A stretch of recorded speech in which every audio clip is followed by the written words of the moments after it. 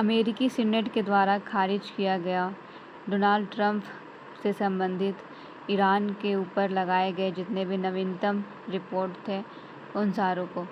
आखिर में क्या अब डोनाल्ड ट्रंप पूरी तरीके से अपने प्रतिबंधों से मुक्त है?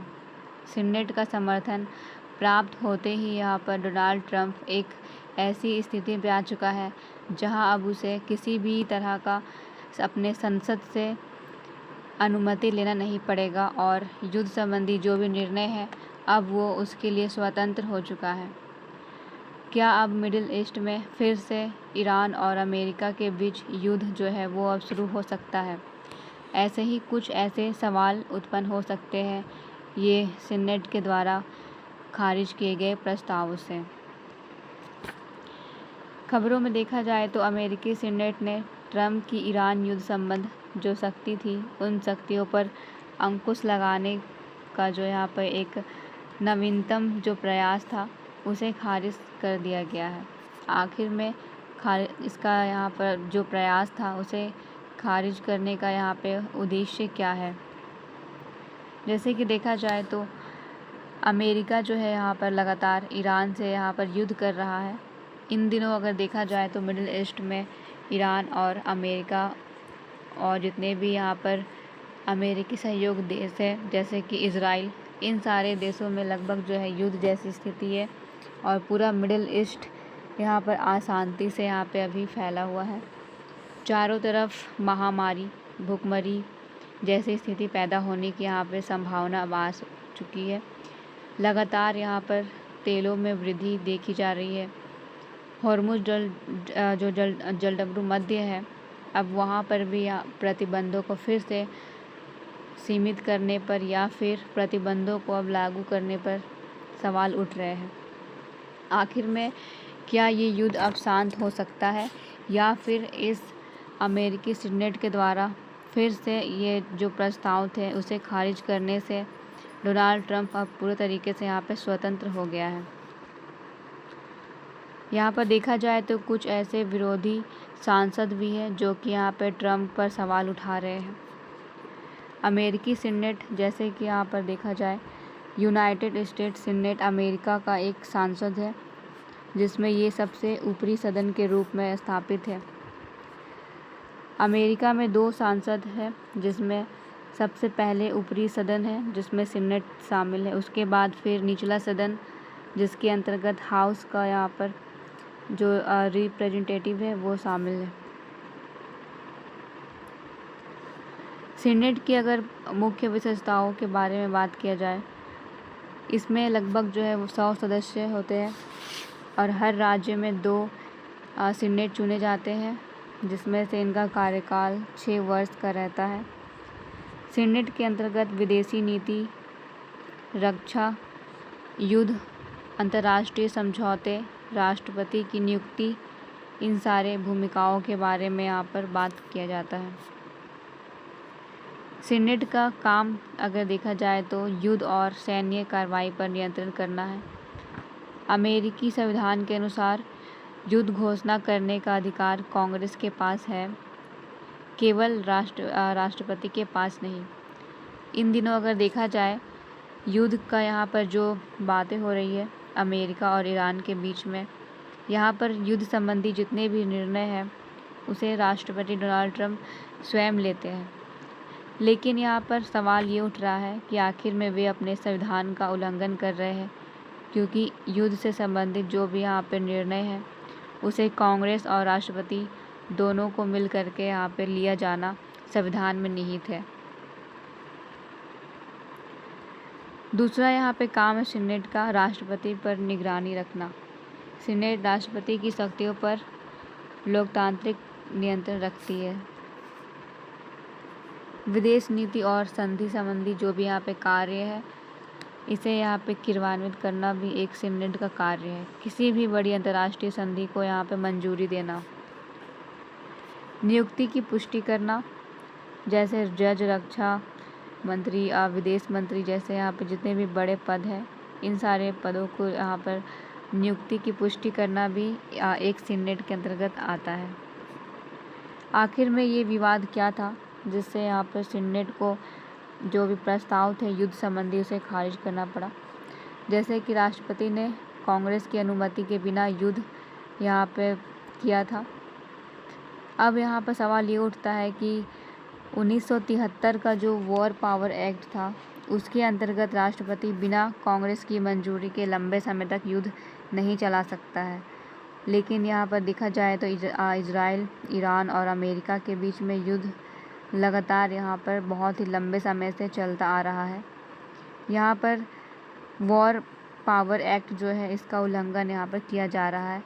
इसकी वजह से अमेरिका में विरोधी जितने भी सदस्य हैं डोनाल्ड ट्रंप के प्रति यहाँ पर अपनी नकारात्मक यहाँ पर दृष्टिकोण को दर्शा रहे हैं और यहाँ पर युद्ध को विराम देने के लिए यहाँ पे बातें जो है उसे यहाँ पे संसद में अपना बातों को यहाँ पे प्रस्तुत कर रहे हैं।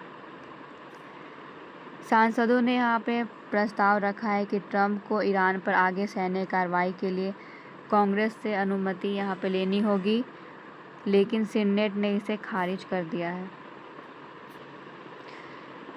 सीनेट के द्वारा इस प्रस्ताव को खारिज करने से ट्रंप को इससे क्या क्या लाभ होगा, जैसे कि राजनीतिक शक्तियाँ मजबूत होगी। सीनेट का बहुमत अभी भी डोनाल्ड ट्रंप के पास है, जिसके कारण वो ईरान के खिलाफ कठोर नीति अभी भी जारी रख सकता है। राष्ट्रपति की सैन्य शक्तियाँ जो है वो अब बढ़ जाएगी, क्योंकि अब यहाँ पर सीनेट जो है वो प्रत्यक्ष रूप से अब डोनाल्ड ट्रंप के साथ में है। अब डोनाल्ड ट्रंप बिना किसी तात्कालिक कांग्रेस यहाँ पर अप्रूवल से सैन्य कार्रवाई को जारी रखने की स्थिति में अब रहेंगे।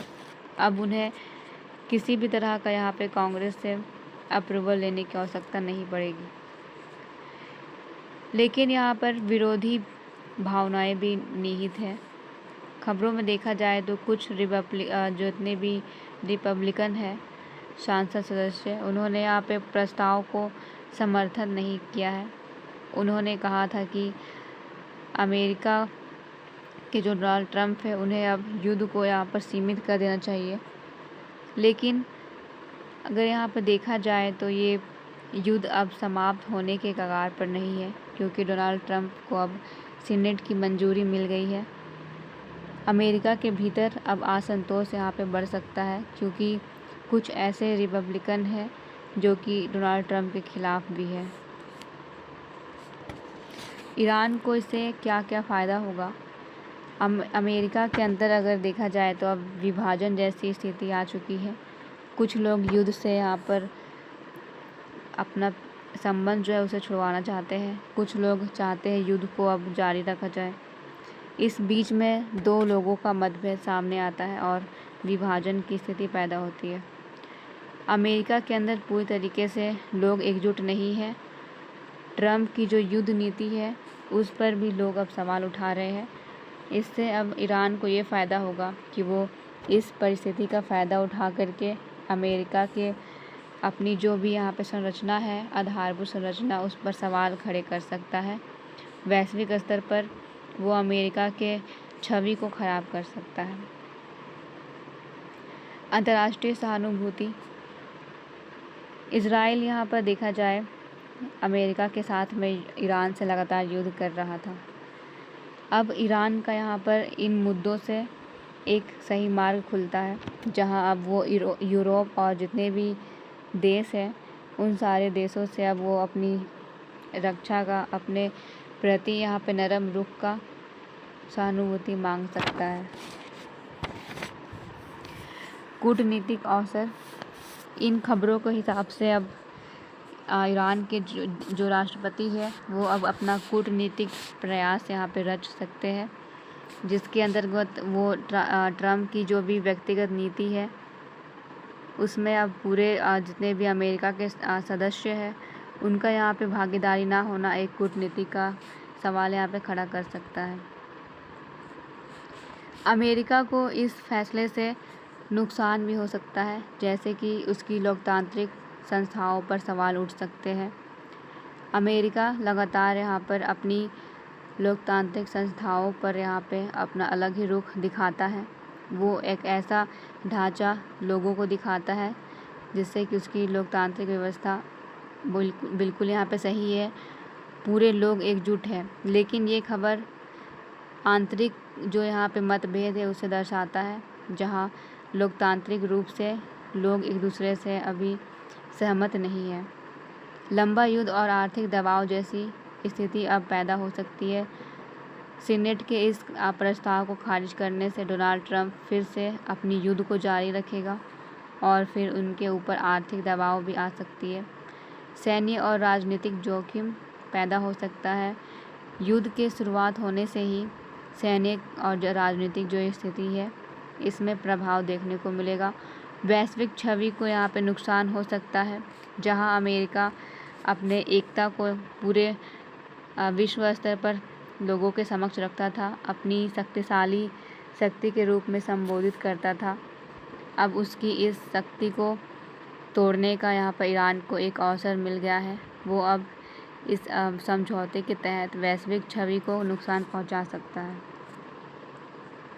निष्कर्ष के तौर पर देखा जाए तो अमेरिका का ये जो फैसला है अमेरिकी सीनेट का, इसके द्वारा ईरान युद्ध शक्तियों पर अंकुश लगाने के प्रयास को खारिज किया जाएगा, लेकिन केवल एक राजनीतिक वोट के द्वारा ये नहीं है, बल्कि अमेरिका लोकतंत्र की संस्थागत बहस का भी हिस्सा है, जहां अब दो व्यक्तियों के मतभेदों को यहाँ पर देखा जाएगा।